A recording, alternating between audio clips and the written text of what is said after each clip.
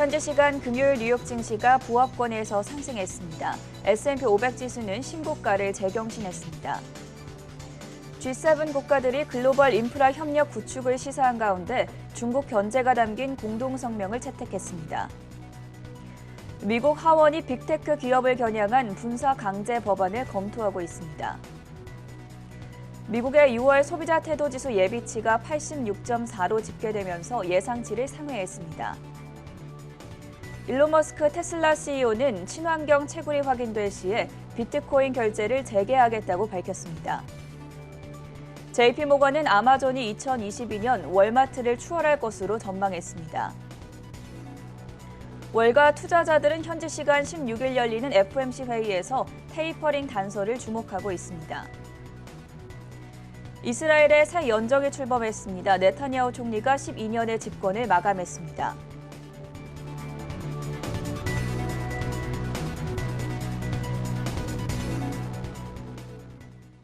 네, 시청자 여러분 안녕하십니까? 월요일 글로벌 이슈 투데이의 전세원입니다. 지난주 뉴욕 증시 주간 기준으로 혼조 양상을 나타냈습니다. 다우지수가 유일하게 0.8% 정도 하락을 했고 기술주 중심의 나스닥 지수가 1.8%가량 상승하면서 4주 연속 오름세를 기록했습니다. 여기에 S&P 500 지수도 목요일, 금요일 이틀 연속 사상 최고치로 마감이 되면서 주간 기준으로 역시 3주 연속 오름세를 이어갔는데요. 먼저 자세한 글로벌 마감 시황 박곤 외신캐스터 연결해 보겠습니다.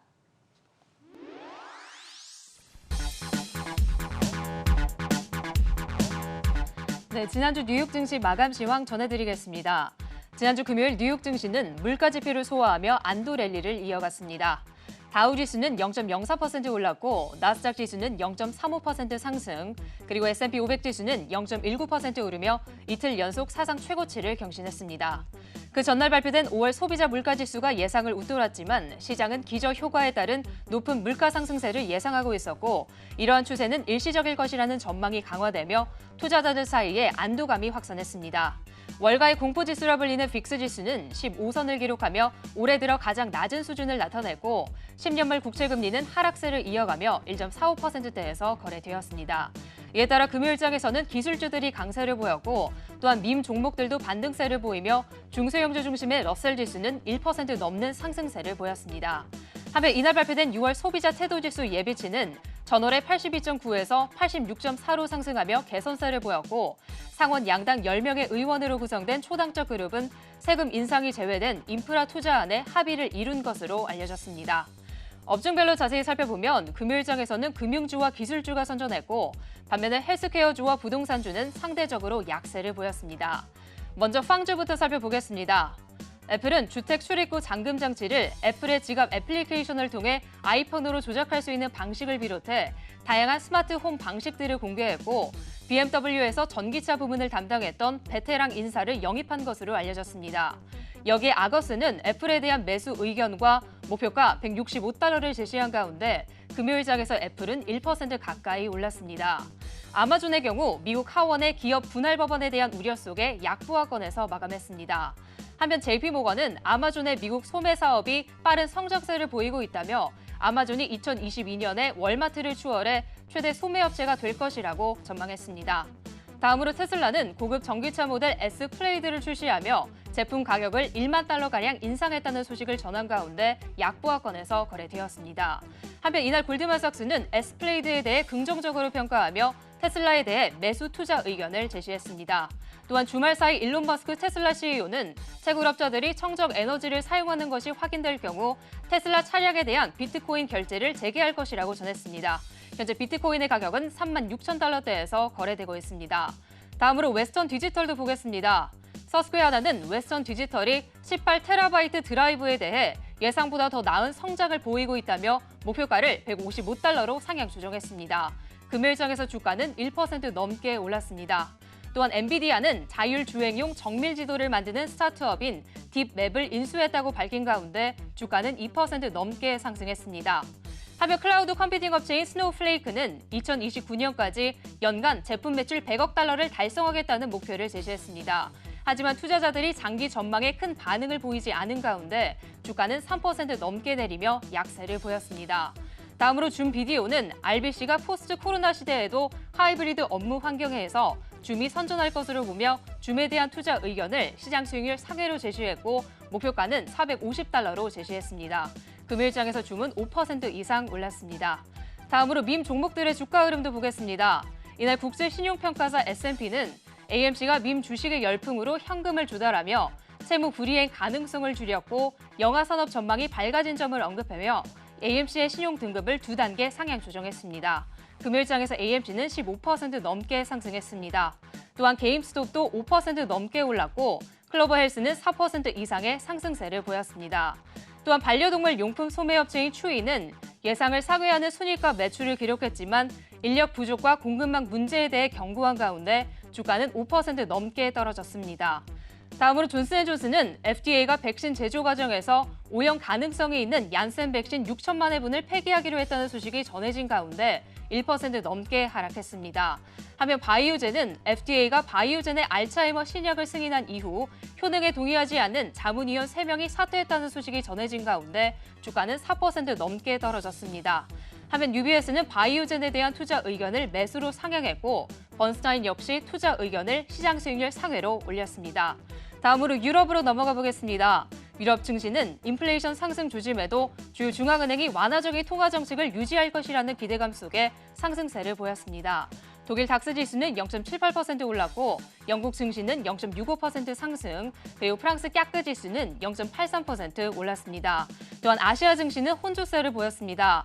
중국 상해 종합지수는 차익 실현 매물이 출회되었고 중국 전인대가 반외국 제재법을 통과시켰다는 소식도 투자 심리를 위축시킨 가운데 0.5%대 떨어졌습니다.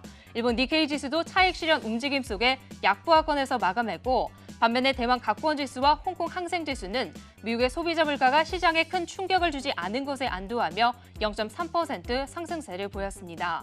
마지막으로 상품 시장도 보겠습니다. 국제유가는 원유 수요 증가 기대 속에 상승세를 보였습니다. 국제에너지기구는 6월 보고서에서 전 세계 원유 수요가 2022년 말에 팬데믹 이전 수준으로 돌아갈 것으로 내다보며 올해 원유 수요는 하루 540만 배럴 증가하고 내년에는 하루 310만 배럴 추가로 늘어날 것으로 예상했습니다. WTI 가격은 0.9% 오른 70달러 선에 마감했고 브렌트유는 0.2% 상승한 72달러 선에 거래되었습니다. 그리고 금 가격은 달러화가 강세로 돌아선 가운데 하락세를 보였습니다. 금일장에서 금 가격은 0.9% 떨어진 1,879달러 선에 마감했습니다. 지난주 마감 시황 전해드렸습니다.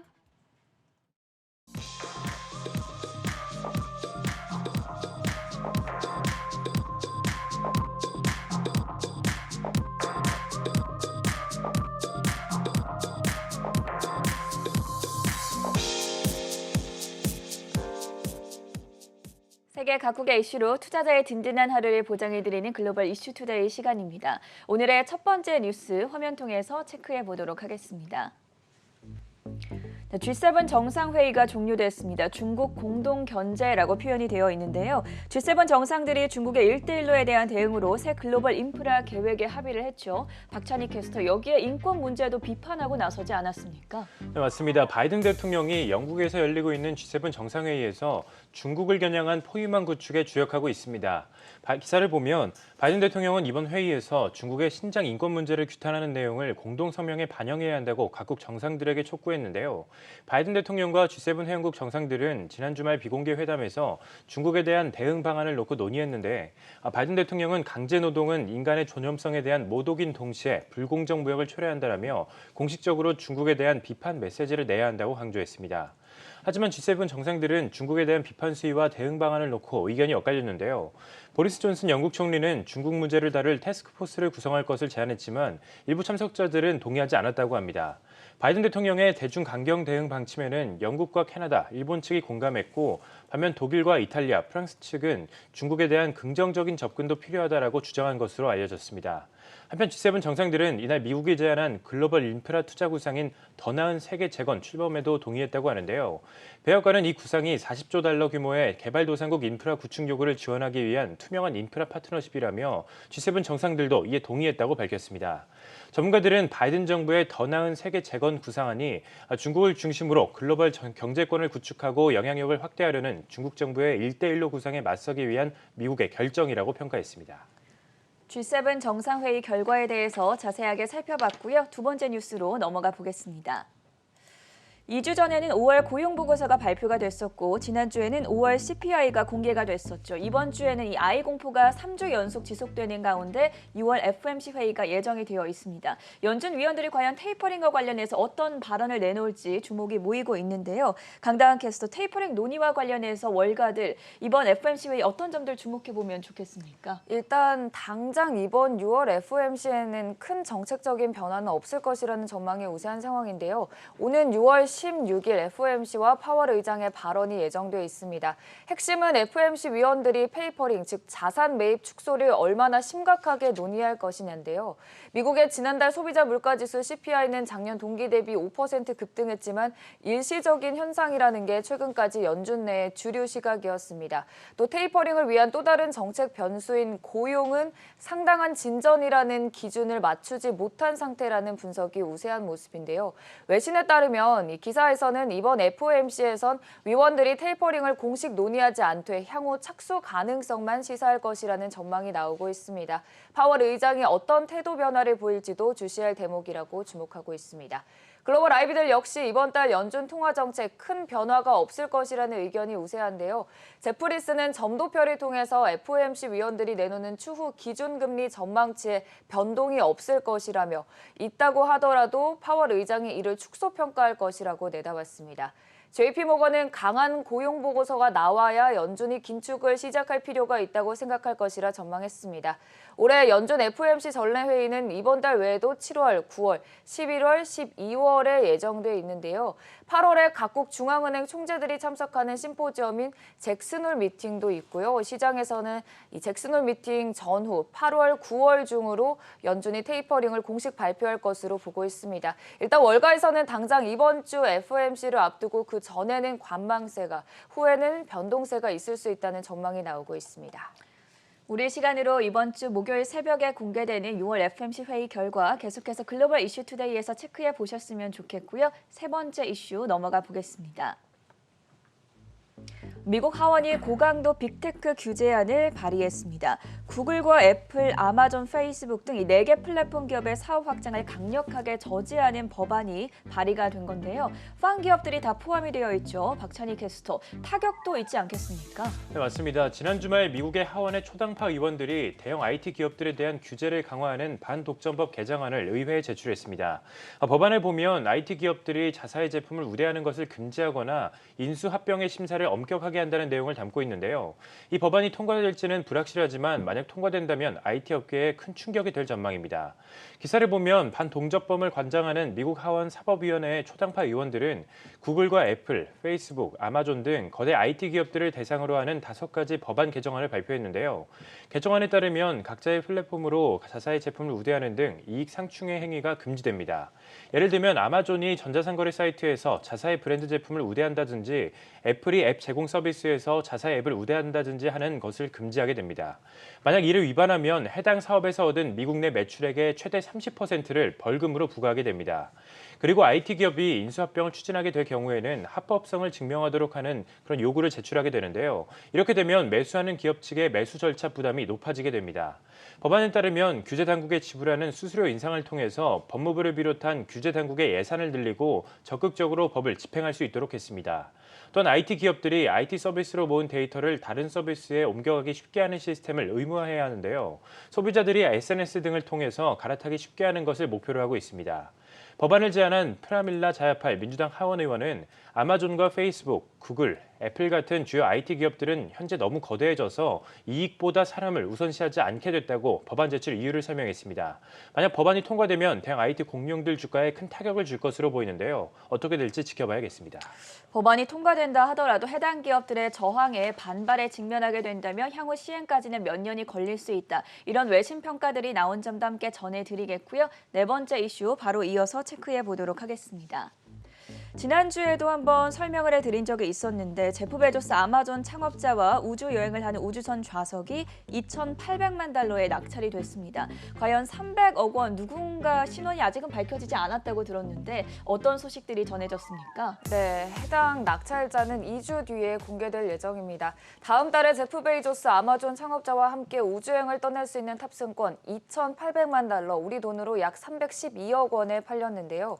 베이조스가 설립한 민간 우주기업 블루 오리진은 우주 관광 로켓 뉴 세퍼드 탑승권 한 장을 경매에 붙였고 그 한 장의 티켓이 2,800달러로 300억 원이 넘는 가격에 낙찰됐습니다. 해당 낙찰자의 시원은 2주 안에 공개될 예정이고요. 이번 경매는 전화로 진행됐고 세계 159개국에서 7,600명이 참여했습니다. 이번 수익은 블루 오리진의 교육 비영리 단체인 클럽 포 더 퓨처에 기부될 예정입니다. 블루 오리진은 미국의 유인 달 착륙선인 아폴로 11호가 달에 착륙한 지 52주년을 맞는 다음 달 20일에 맞춰서 미국 텍사스에서 뉴 세퍼드를 발사하고 첫 유인 우주 여행에 나설 예정인데요. 해당 로켓에는 베이조스와 그 남동생 마크 베이조스 그리고 이번 경매 낙찰자 등 총 4명이 탑승할 예정입니다. 탑승 전에 제프 베이조스가 인스타그램을 통해서 화면을 통해 보면 우주와 관련된 영상을 공개하기도 했는데요. 비행 소요 시간은 10분가량이고요. 탑승자는 뉴세퍼드의 대형 유리창을 통해서 무중력 상태에서 지구를 내려다보는 경험을 합니다. 탑승자는 사고가 발생해도 블루 오리진을 고소하지 않겠다는 데 동의해야 합니다. 확실히 우주 산업 성장 기대가 커지고 있는데요. 리처드 브랜슨 영국 버진 그룹 회장의 위성 발사 회사인 버진 오르빗이 넥스트젠 애퀴지션 2라는 스펙과 합병해서 나스닥 시장 상장을 추진 중이라는 보도도 나왔습니다. 버진 오르빗은 우주회사 버진 갤럭틱의 자회사이기도 한데요. 이 기사를 보면 버진 오르빗의 기업 가치는 30억 달러, 우리 돈으로 약 3조 원이 넘는 가치로 예측되고 있습니다. 블루 오리진과 함께 우주항공 여행의 개발에 박차를 가하고 있는 버진 갤럭틱의 주가는 지난 금요일 종가 기준으로 35달러 선에 마무리했습니다. 그리고 또 일론 머스크 역시 스페이스X를 통해 계속 연구를 진행 중인데요. 테슬라와 관련된 또 다른 소식도 전해졌습니다. 일론 머스크 CEO는 비트코인 채굴 과정에서 친환경 에너지를 사용한 것이 확인되면 비트코인 결제를 재개할 것이라고 말했습니다. 채굴 과정에서 재생에너지 사용 비율이 50%까지 확인된다면 긍정적일 것이고 비트코인 채굴도 재개할 것이라고 직접 밝혔는데요. 5월 중순 비트코인 채굴에 기후변화 위기를 가져온다며 중단했던 테슬라의 비트코인 결제 방안을 다시 재개할 수 있다는 기대감도 함께 제기됩니다. 비트코인 시장 다시 상승 탄력 받은 모습인데요. 현재 비트코인은 38,860달러 선에서 거래되고 있고요. 도지코인은 30센트 선에서 움직이고 있는 모습 확인할 수 있습니다. 우주산업 성장 속도와 함께 비트코인 관련 이슈 자세하게 살펴봤고요. 오늘의 마지막 뉴스까지 확인해 보도록 하겠습니다. 월요일마다 전해드리고 있죠. 주간 증시 체크포인트. 박찬희 캐스터, 이번 주에는 아무래도 연준 FOMC 회의를 가장 주목하는 가운데 어떤 경제 지표들 그리고 실적들이 예정돼 있습니까? 네, 이번 주 뉴욕 증시는 연준의 통화정책회의는 FOMC 정례회의 결과와 파월 의장의 기자회견을 기다리면서 주초에는 관망세가 짙을 것으로 보입니다. 지난주 S&P 500 지수가 사상 최고치를 경신했지만 상승폭은 크진 않았습니다. 시장은 이번 주 FOMC 회의에서 연준이 테이퍼링에 대한 신호를 줄지 대기하는 모습인데요. 지난주 발표된 5월 소비자 물가지수가 전년 동기 대비 5% 오르면서 연준의 물가 목표치인 2%를 크게 웃돌았지만 그래도 연준은 일시적인 현상이라는 입장을 고수하고 있습니다. 미국 국채금리는 소비자 물가지수 발표 이후 1.4%대까지 떨어졌었는데요. 연준은 평균 물가 목표제와 포워드 가이던스가 시장에 신뢰를 주고 있다는 것으로 볼 수 있겠습니다. 이번 주에는 소매 판매와 산업 생산, 생산자 물가지수 등이 발표될 예정입니다. 뉴욕 증시는 최근 고점에서 횡보하고 있는데요. 다만 시장은 15일부터 이틀간 열리는 FOMC 회의가 변수가 될 것으로 보고 있습니다. 연준 위원들은 이번 회의에서 정책에 별다른 변화를 주진 않겠지만 테이퍼링에 대한 힌트를 줄지 주목할 필요가 있겠습니다. 만약 연준이 정책에 별다른 변화를 주지 않는다면 시장은 안도하겠지만 파월 연준 의장이 기자회견 자리에서 테이퍼링 같은 긴축 정책에 대해 언급한다면 악재로 작용할 가능성이 큽니다. 한편 연준은 이번 회의에서 경제 전망 보고서를 발표할 예정인데요. 연준이 최근 인플레이션 상승을 반영해서 올해와 내년 물가 상승률 전망치를 수정할지도 주목됩니다. 또한 연준의 성명과 파월 의장의 기자회견에 따라서 미국의 10년물 국채금리가 어떻게 움직일지 지켜볼 필요가 있는데요. 지난주에는 금리 하락으로 금융주가 2.4% 빠졌고 기술주는 2% 가까이 올랐습니다. 대다수 전문가들은 10년물 국채금리가 올해 말에는 2%까지 오를 것으로 예상하고 있습니다. 끝으로 밈 주식에 대한 열기가 계속될지 지켜보면 좋을 것 같은데요. 밈 주식은 지난주 초에 급등했다가 후반으로 갈수록 낙폭을 키우면서 상당한 변동성을 보인 바 있습니다. 박찬희 그리고 강다운 외신캐스터와는 여기서 인사드리겠습니다. 수고하셨습니다.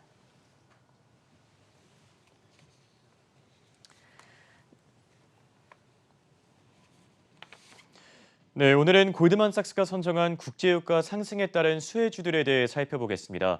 최근 경기 회복에 따른 기대감 속에서 석유 수요가 늘어나고 있는 상황인데요. 골드만삭스는 올해 들어 WTI 가격이 40% 넘게 오른 점에 주목하면서 다가온 여름 동안 국제유가 랠리가 이어질 것이라고 강조했습니다. 또 이에 따라 자연스레 혜택을 보게 될 종목들이 있을 거라고 전했는데요. 그럼 골드만삭스가 리스트에 담은 수혜주들 하나씩 확인해 보겠습니다. 목록에 가장 먼저 오른 기업은 엑슨모빌과 마라톤 페트롤리움이었습니다. 골드만삭스는 이 두 기업의 고유 자산, 잉여 현금 흐름, 또 자본 수익률의 차별화가 돋보였다고 전했는데요. 엑슨모빌의 경우엔 현 주가에서 약 8% 정도의 상승 여력이 보인다면서 투자 의견 역시 매수로 제시하면서 긍정적으로 평가했습니다. 특히 엑슨모빌의 이사회에 새로운 멤버들이 참여하게 된 걸 좋게 전망한 IB들이 있었는데요.